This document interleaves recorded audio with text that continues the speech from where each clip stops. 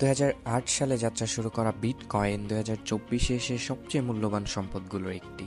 বিটকয়েনের এই অভাবনীয় উত্থানের কারণে বিটকয়েন হয়ে উঠেছে সবার আগ্রহের কেন্দ্রবিন্দু। বিটকয়েন সম্পর্কে জানার আগে আমাদেরকে একটু পিছনে ফিরে যেতে হবে, যখন মুদ্রা ব্যবস্থা বলে প্রচলিত ছিল বিনিময় মাধ্যম, অর্থাৎ আপনাকে আপনার উৎপাদিত পণ্য অন্য কাউকে দিয়ে তার উৎপাদিত পণ্য গ্রহণ করতে হবে, যেমন মাছের বিনিময়ে ধান কিংবা কিছুটা ধানের বিনিময়ে ডাল। কিন্তু এই প্রথার সবচেয়ে বড় সমস্যা হলো আমার যা আছে তা অন্যের প্রয়োজন নাও হতে পারে। ঠিক এই সমস্যা সমাধানের জন্য আমাদের পূর্বপুরুষেরা বিনিময় প্রথার মধ্যস্থতাকারীর সন্ধান করতে থাকে এবং শুরুটা হয় কিছুটা মূল্যবান ধাতব পদার্থ দ্বারা, যার উদাহরণ হিসাবে সোনার কথা বলা যায়। এভাবে চলার কয়েকশো বছর পর বিভিন্ন দেশের রাষ্ট্রীয় ক্ষমতাধররা কাগজি মুদ্রার প্রচলন করে, যার মান নির্ধারণ করা হয় সোনা দ্বারা এবং এটিকে বলা হয় গোল্ড স্ট্যান্ডার্ড। কিন্তু 1971 সালে তৎকালীন সবচেয়ে বেশি গোল্ড মালিকের দেশ আমেরিকার অর্থনৈতিক বিপর্যয়ের কারণে পৃথিবীর অনেক দেশ এই গোল্ড স্ট্যান্ডার্ড পদ্ধতি থেকে সরে দাঁড়ায়। ফলে অর্থমান নিয়ন্ত্রণের দায়িত্ব পান প্রতিটি দেশের সরকার। যেহেতু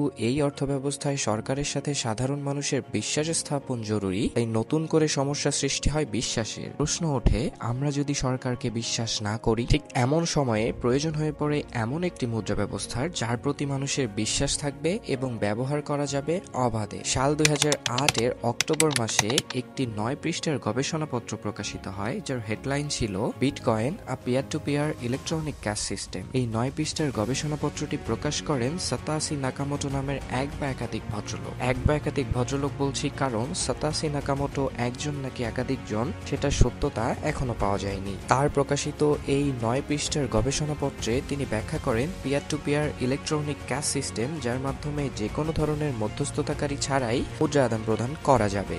সাতাশি নাকামোটো এই পুরো সিস্টেমটাকে তৈরি করেছেন ব্লকচেইনের মাধ্যমে। সাতাশি নাকামোটো পুরো সিস্টেমটাকে এমনভাবে তৈরি করেছেন যেখানে কোনো ধরনের কেন্দ্রীয় প্রশাসনকে বিশ্বাস ছাড়াই মুদ্রা আদান প্রদান সম্ভব হবে।